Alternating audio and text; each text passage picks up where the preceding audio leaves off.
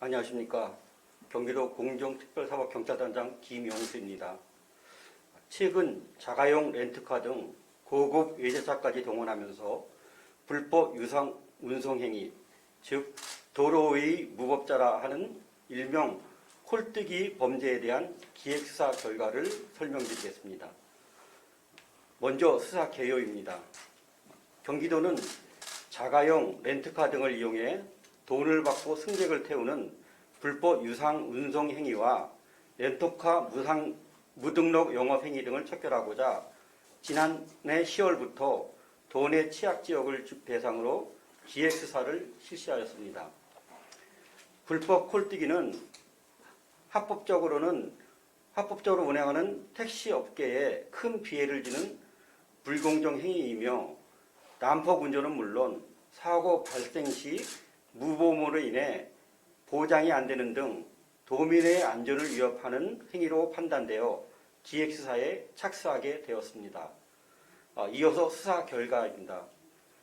콜뜨기 택시 영업은 택시 운송 면허 없이 택시 회사 사무실로 위장하여 운영하고 있었으며 무전기나 인터넷, SNS를 통해 불법 콜뜨기 알선과 운송이 이루어지기 때문에 단속이 어렵고 단속을 하더라도 무전기를 통해 알선 업체에 순식간에 정보가 누설되기 때문에 그동안 업체 단속이 힘들었으나 전국 지방자치단체 최초로 저희 특사경에서 미스터리 수사 기법을 활용해 현장에 잠복하면서 검거 활동을 하였고 알선 업체와 불법 영업자를 추적, 압수수색 영장 집행을 통해서 증거 확보에 주력하였습니다.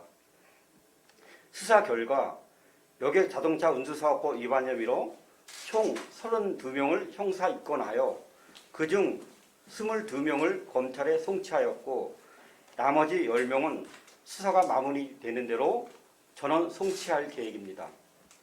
불법 행위를 유형별로 말씀드리면 불법 콜택시 영업을 알선하고 수수료를 챙기거나 택시 면허도 없이 자가용이나 렌터카를 이용해 승객을 태우고 요금을 받는 불법 유상 운송 행위, 또한 불법으로 자동차를 대여하고 금전 등 부당 이득을 취하거나 자동차 대여 사업 등록을 하지 않고 대여 사업을 운영하면서 부당 이득을 취함은 물론 자동차 대여 사업 영업을 신고도 하지 않고 불법으로 영업한 행위입니다.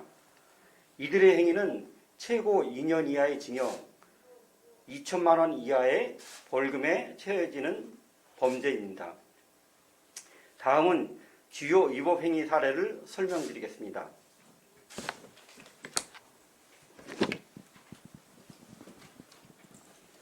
첫 번째, 콜뜨기 영업 알선 행위 사례입니다.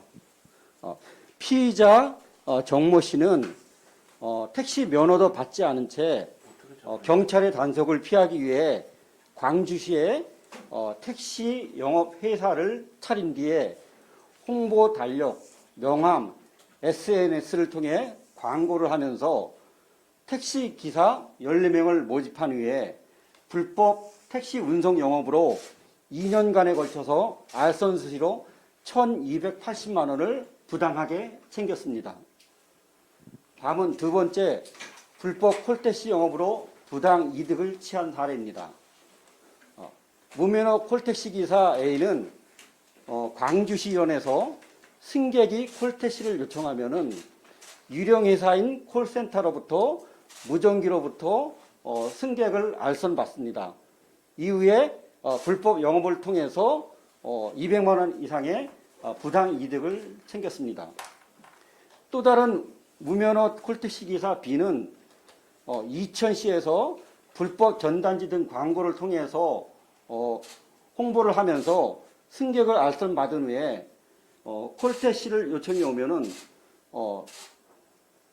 난폭 운전, 즉 과속이나 불법 유통, 중앙선 침범은 물론 난폭 운전을 하면서 부당하게 600만 원의 이득을 편취한 사례입니다. 또 다른 무면허 콜택시 기사 C는 여주시 일원에서 고급 외제 차량을 이용해서 승객을 유인한 후에 운임 요금 없이 일반 택시 요금의 3배 이상을 요구하는 등으로 해서 180만 원의 부당 이득을 챙겼습니다. 이같이 불법 택시 운송을 한 28명이 12만 건의 불법 택시 영업으로 챙긴 부당 이익은 무려 3억 7천만 원에 이릅니다.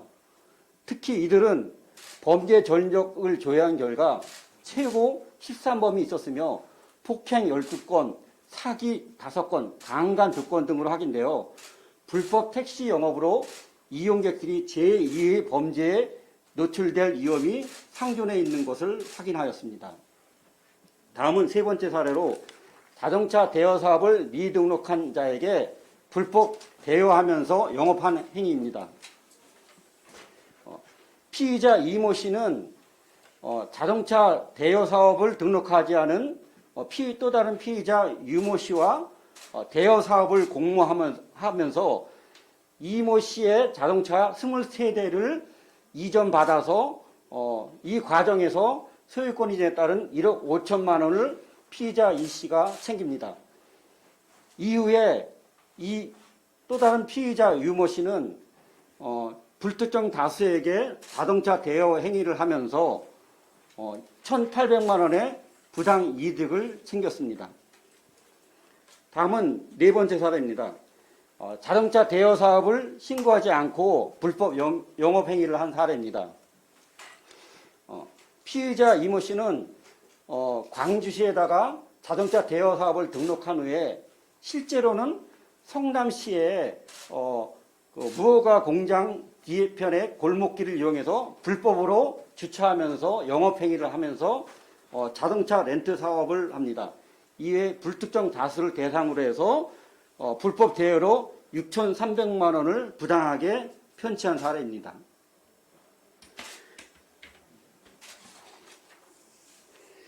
이 같은 등록업체는 무등록 업체들은 적법하게 등록한 다른 업체에 비해 적은 금액을 투입해서 부당 이득을 취함으로써 공정한 시장 질서를 저해하고 있었습니다. 이번 수사 결과에서 검거된 32명 중에는 범죄 전과가 다수인 피의자도 있었으며 폭행, 성범죄 등 처벌 경력의 운전자도 다수 포함되어 있어서 이용객들이 제2 범죄 위험 노출에 대한 구제가 시급한 것으로 나타났습니다.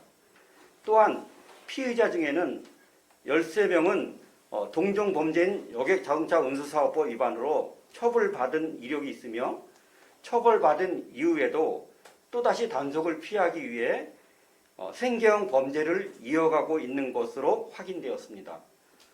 저희 특사경에서는 이러한 생계형 범죄를 방지하기 위해 장애가 있거나 긴급 복지가 필요한 경우 취약계층 지원부서에서 맞춤형 복지 지원 대상자 여부를 검토할 수 있도록 연계 조치할 계획입니다.